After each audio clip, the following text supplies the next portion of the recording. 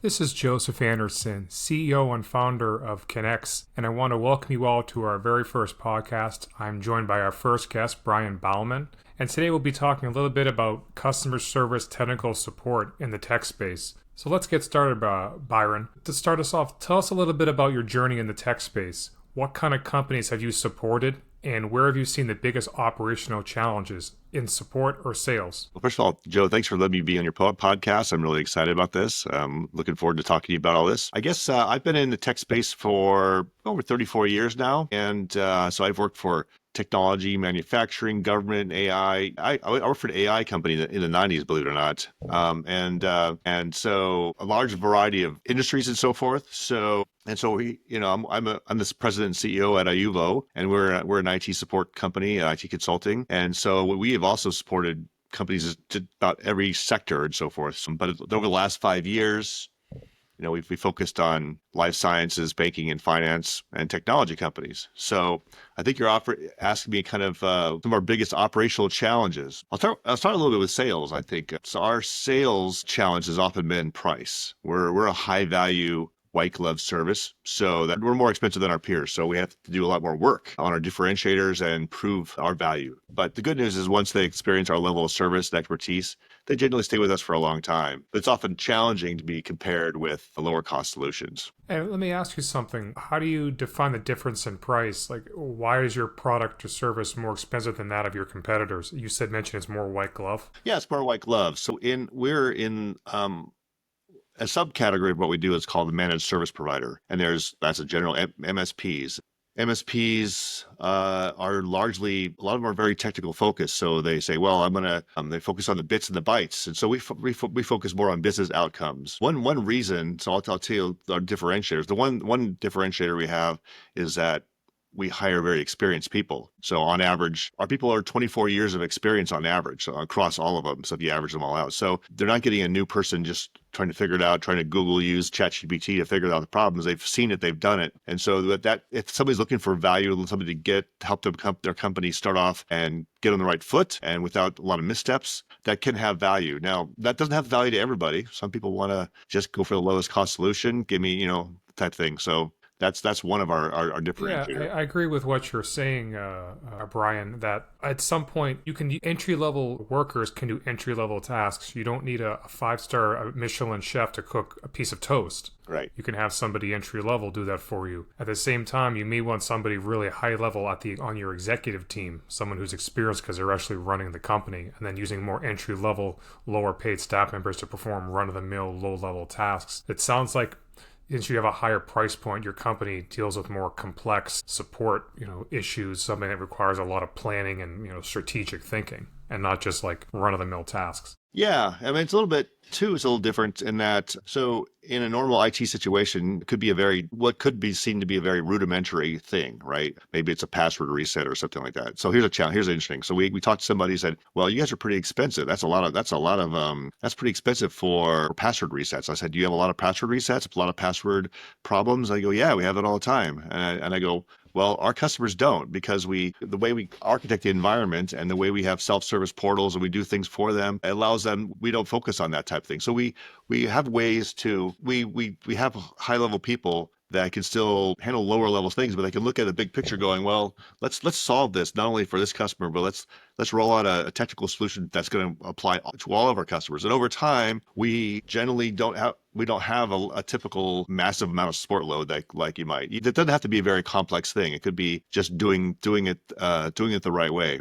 That makes sense. Yeah, I agree. You have somebody more expensive and they may have a higher hourly rate, but they may actually solve the problem in the long term. You're actually less money than someone entry level. So I agree with what you're saying about the biggest operational challenges is, do you want to hire someone entry level or do you want to hire somebody really senior level? And in the end, what's going to give you a greater return on investment? So I agree with what you're saying. Yeah, and we've had, like, when we interview someone, sometimes you go through, you really love this person, and they go, well, this is their salary requirements. And you go, whoa, that's pretty high, and then, so we often, if we go with them, we've never been disappointed. Like if they're the right fit, it's like, wow, they're typically offering more value than we anticipated. They're digging into themselves in other places. And so I guess when I first get sometimes you get sticker shock because we're in the Boston area. Prices are high. People are competitive. Good people are hard to find.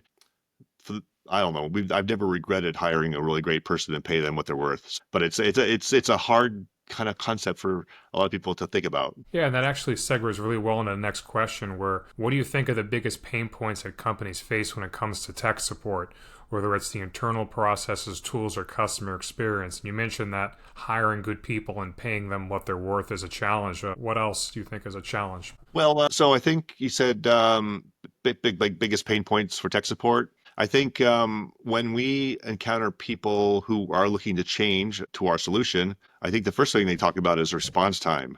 Our existing provider is not getting back to us, or they're not responsive. And then if they fix things, it's not fixed. So solving things the first time. And I think that many of us all use very similar tool sets to handle customer IT type of things. I think it's kind of I think part of that is, that's the pain points that we're hearing. There's a lot about response time and having, people actually do the work. So I don't know if you had a specific pain point that you want me to drill on or go from there. Yeah, here's an example of a pain point. Let's say your company has technical support staff, but they totally fail. Like, let's say they can't answer the question, the customer gets upset. Like, what do you learn from these unhappy customers in tech support? Like, are they giving you feedback, or are they just not a fit for your product or service? Yeah, that's a good question. I mean, this is gonna sound a little weird, but we don't when we talk about fail, I can't really think of a time that we totally failed. I guess maybe it's because of the type of people we have. I mean, in IT, for example, things fail all the time. So you got disk drives failing and machines failing and things like that. It's a communication. It's a communication thing. Communication from the very beginning. So you set expectations and saying maybe I know that, for example, at Connects, you guys have a product and you deliver a product as a service and so forth. We don't have our own product. We use commonly available hardware software that's around that's most people use, laptops, servers, and so forth. And so during our process of engagement and onboarding, we set expectations and we give them a roadmap. Say, oh, we see some problems with your business that make pause. That we're going to address these. If you don't want to address them, or it's not in your budget, or whatever, it's not important to you, let us know that we're laying this out for you. If they choose not to make those, like, I don't want to spend that, that's too much money, and then things fail, then we have to say, okay, we didn't want this to happen to you, but it did happen. So now we're going to help you, but it's more expensive for you. It sounds like a pain point is realizing that what's going to happen if they don't pay you to maintain and support their systems. Like, this system's going to fail and it's going to cost you 2 or 3x because it failed, when reality is if they had paid you a relatively small fee, you would have made sure this didn't happen. So that's the pain point. How do you communicate the value of your products and services? Yeah, it's true. If you ever done any kind of reading on quality, like quality is, it's always easier to fix a bug in the beginning than versus going in the end, the longer it goes. So I think like a problem fixed later on, when it's identified early, it's always more expensive for downtime or for productivity or sometimes lost data. So some customers may not really realize that until it happens to them, until they experience that pain. And sometimes when they experience it.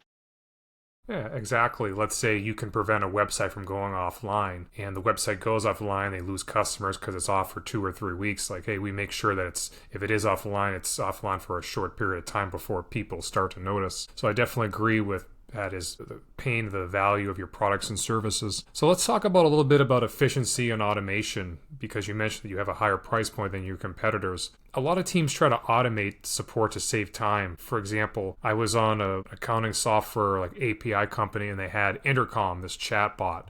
And I typed in a support question and automatically responded. But actually the response from the chatbot and the response from customer service were actually different. So the chatbot said, yes, you can do it. And then customer service said, actually, no, you can't. What automation efforts have you tried in like your space, and what's actually moved the needle? Yeah, this is boy, I'll tell you, this is a particular button of mine, and my sometimes my staff they have to get me off jumping up and down about we need more automation. But there's certain things that can be automated and certain things that can't. So I think for us, it has been trying to find the things that can most effectively be automated. So I think somebody has at one point said you could automate bad processes and then just automates them even worse, right? So when I challenge people in our company to like automate, we have to ask questions like, how often will this happen, or where is the real value? Because if you do something custom, you can't. If you have so much customization,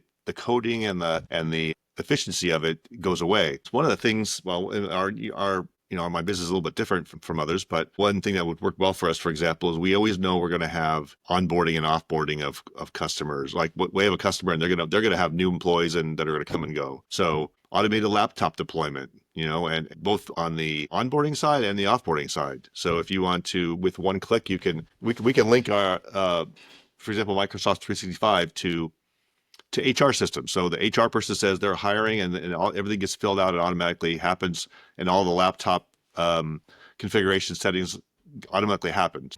That was something that had a lot of value to us when we tried to, and same thing when somebody leaves, one click and they're removed from all groups, they're secured. But there's other things we've tried that just don't.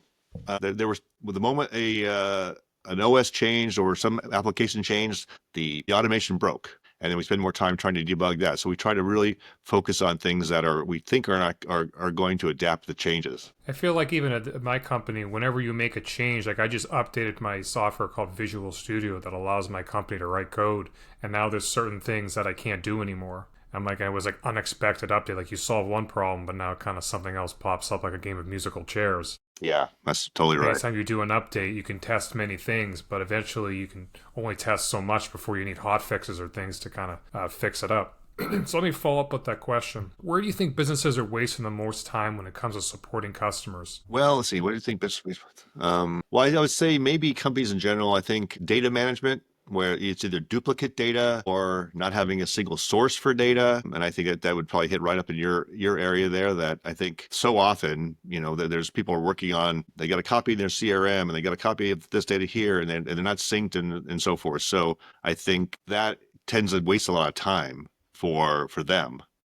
Inaccurate content information. The person no longer works there. The phone numbers changed, the emails changed, and now I remember there was one case where we had a customer that was upset that they weren't receiving responses from us from support tickets. We found out that we were responding to an email from a customer that was an employee that was no longer with their company. Like, well, you guys should have forwarded the email to somebody else. And so I get what you're saying, because we were not notified that an employee had left the company, and there was a communications error over a couple months. So sure, it's in the more complex systems can become, and more software as a solutions, and software as a service, the more this can happen, right? Yeah, exactly. When you have data that's out of sync, you can't contact people, properly. Let's talk a little bit about internal culture and support alignment. How does an internal company's culture affect the quality and efficiency of tech support? Like here at Connex, it's all about respect and perseverance and just patience and just staying with it. And even though something's difficult, trying all the solutions and just being patient while we work out a problem. How do you think that culture has affected the quality and efficiency of your tech support? Well, that is probably my favorite question you've asked, because my job is really about culture.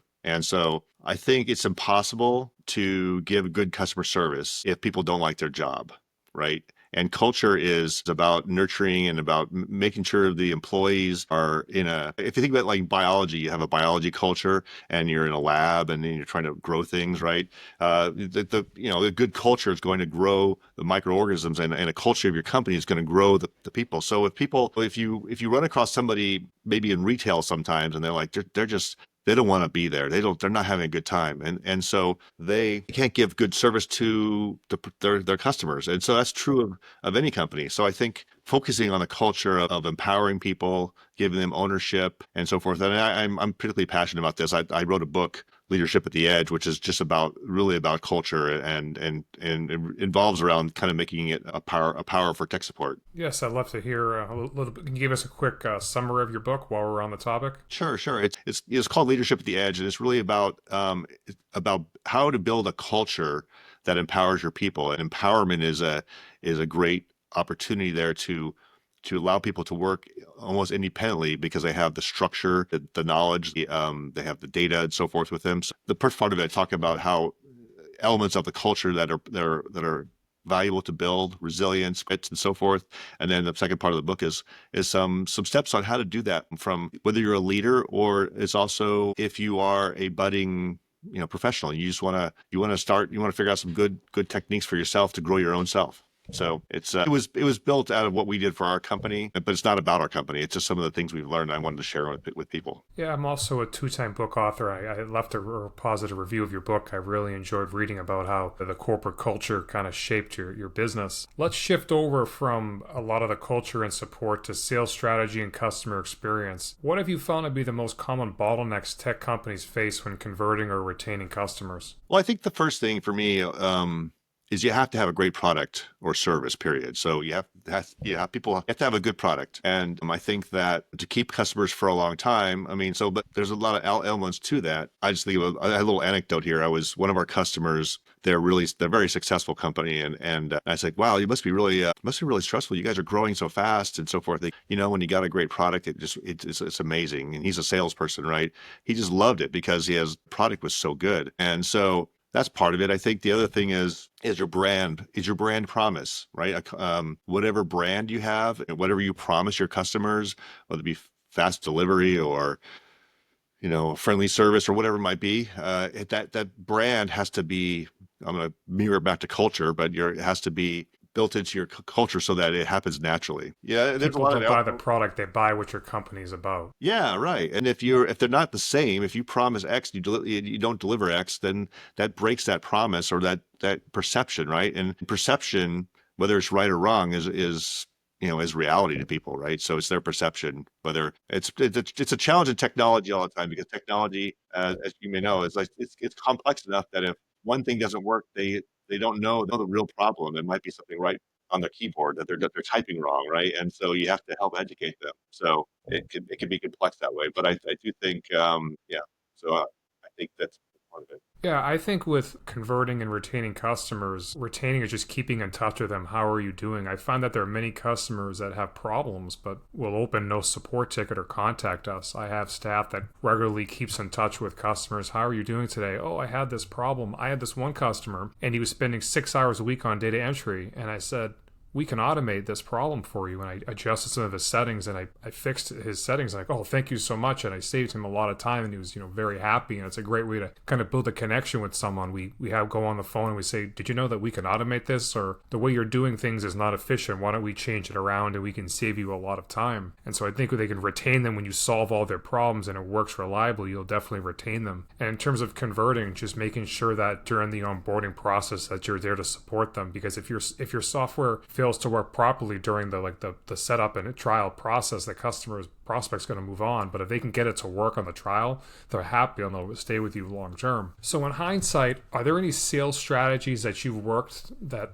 you tried and just didn't work as planned? And the ones that didn't work, like what would you do differently? Yeah, the one thing that we've tried a couple of times now, and it didn't work for us, is outsource cold calling and appointment setting services. Sometimes they guarantee certain things or whatever. We tried that. We had literally got zero business out of it.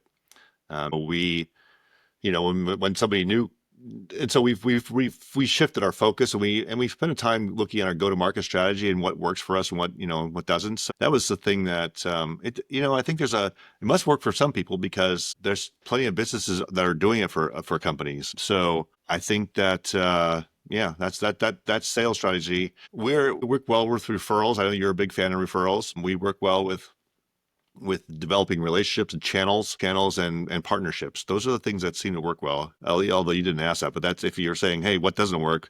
Those are the things we focus on. I agree. I find that a warm referral, or you need to find people that raise their hand and show you that you're interested. When you do cold call or cold email, it's a low percentage. It's like a 1-2% chance of actually finding somebody. I think cold call and cold email can work, but you need a really large number of people to try. Yeah, it's a numbers game, right? Yeah. It's a numbers game. Yeah. And when I talked about earlier, we're a little bit different from other customers. So our customers, but our other competitors. Then even when you get them, you have to even to get somebody on the phone, can be really challenging if it's been a cold call. So yeah, I think it's being warm is good. So another topic area you can try is using support to drive sales. And we often separate support and sales, but they're tightly connected. Have you found ways to turn support into a sales driver, whether it's through upsells, education, or customer success? That's a very powerful way. We do that.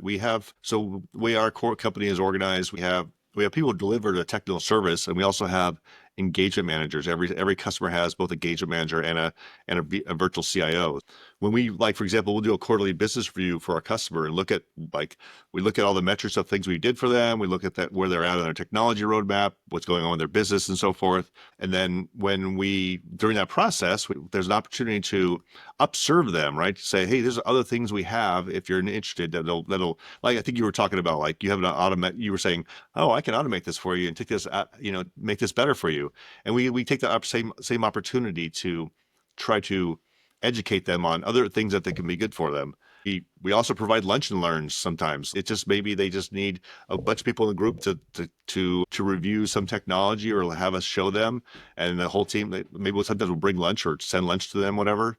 It's I think it's our overall philosophy on that is try to give, like, even if it's not an immediate upsell or upserve, just give, and then eventually you can say you can ask. So I think when you have a good relationship, that's when you can add the value. I agree. Many customers ask us, "What is your support when you available?" And we've won deals based on having someone who can pick up a phone and answer questions. I think many customers want to know is somebody who's on the other end of this website or on the other end of this software. And having good support, especially based in the US, someone who can speak really good English is helpful. And so what advice would you give to a tech company trying to build a self-service system from scratch? I feel like self-service, like, there's only so far you can go with it before, like, you need a human being involved. Like, what are your thoughts on self-service versus having Yeah, I think people? earlier you gave an example of where you got different results from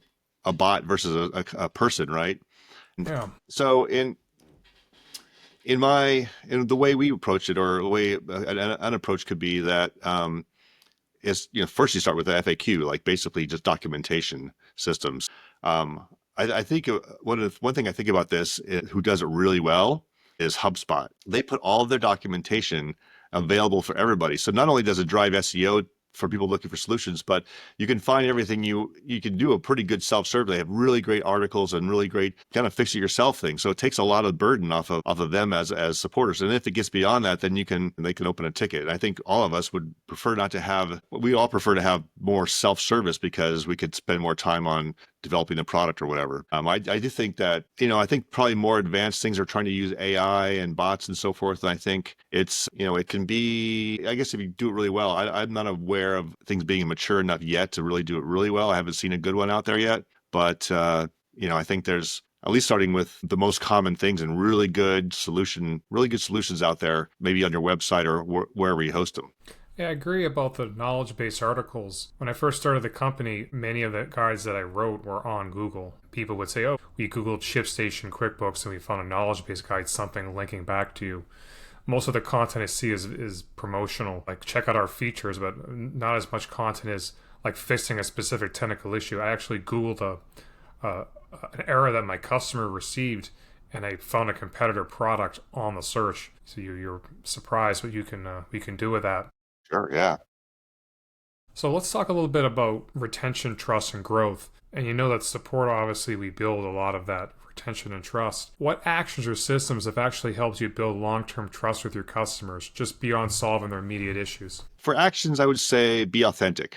Really get to know them. I think when you're a volume business or you have lots and lots of customers, it gets harder and harder. But I think for us, or what we've for retention and for such as solving their problems, is really understanding what they want to do with their business and even personally. So I try to even keep eye out for things that might help them in any scope of their life. I noticed I was in your area. I found this great restaurant. You should try it. Or you get to know them. They have a kid in college, a college tutor, or anything. As you become their trusted advisor, trusted person, they'll go to you for a lot of things, right? So I think it helps build that long-term trust. It's really caring about the people that you have as customers. I find that many companies will get referrals from their QuickBooks Pro advisor or someone in the technology community to our company Connects because the first person someone asks is they ask their trusted advisor. If I need to hire someone in marketing, I'll ask my colleagues first. I won't just post an advertisement. And I find that my colleagues know the really good candidates. Sure. So looking ahead, and we'll be wrapping up fairly soon, if you could just fix one thing about tech companies handling sales, support, and sales, what would it be? Fix one thing that, well, I say that how companies handle sales, the one thing that kind of bothers me right now is in sales is that in LinkedIn in particular, once I do a connection with somebody, they basically vomit their entire value proposition on me. The next thing they say is like, hi. And like, by the way, here's what we do and blah. And I'm like, holy cow, like, let's get to know each other a little bit. Let's develop something. Maybe I would like to know what you do, but it's, if you, it's becoming interested in people and not, they're doing the same thing on LinkedIn that they've done in email for a while, like just doing it in volume. So I would love that culture of that working, people trying that would change. People would be a little more educated about that. And I guess the other thing I'll just throw in there is that it's, for websites and for marketing and stuff like that, in general, it's not about you as a company. It's about the customer's experience. And, I know when we first, our very first website was all about us. Look at us, look at us. And now we've been trying to pivot saying, wow, it's really about the customer and that's what it's for. So it's easy to, I think those kind of things can change and make a big difference. I agree with handling support and sales. I think with sales, more listening, less talking. What's the problem the customer's facing? What's the impact on their business? How are they solving it now? And can they continue with this manual process? I was on the phone with a prospective customer yesterday and I said, what's your current process to sync over this data? And I said, we're hand entering it about 6 hours a week. I said, so you're the business owner for this metal manufacturing company and you spend 6 hours a week or more hand entering data. And he said, yeah, it really drains me and takes me away from my job and I lose my concentration. And the impact on his business was that he can't focus on growing his company and making it more profitable because he's hand entering quotes from 2 different systems. And I think that if I could fix one thing about, support and sales at a company, it's like, let me listen to him, let me learn more about his impact and how we can help him instead of showing you like the sales tax module of my software, which has nothing to do with his problem at all. I find many salespeople just want to, like you said, they want to tell you everything about their product. Here's all the features and benefits. Here's this button. Here's this checkbox. But it's all about the customer. It's not about me. And so my final question for today is, what's one underrated approach or mind shift that you wish more tech leaders embrace to improve support and drive revenue growth? Yeah, I think a underrated approach is around being gritty, having grit. And so it's difficult to do because I think in that case, it's like being able to, in this case, being able to look at yourself and your company and find the issues. So I think we all have areas to improve and, try to find better solutions. So you have to try a few things before something works and keep going until you get that right solution. It's easy for people to say that's good enough. So being persistent, being towards that goal, especially as a leader, and I'm sure you can relate to this, is there's so many things on your plate and you want to say, I don't have time to focus on this or that. But when it comes to the most important things is really trying to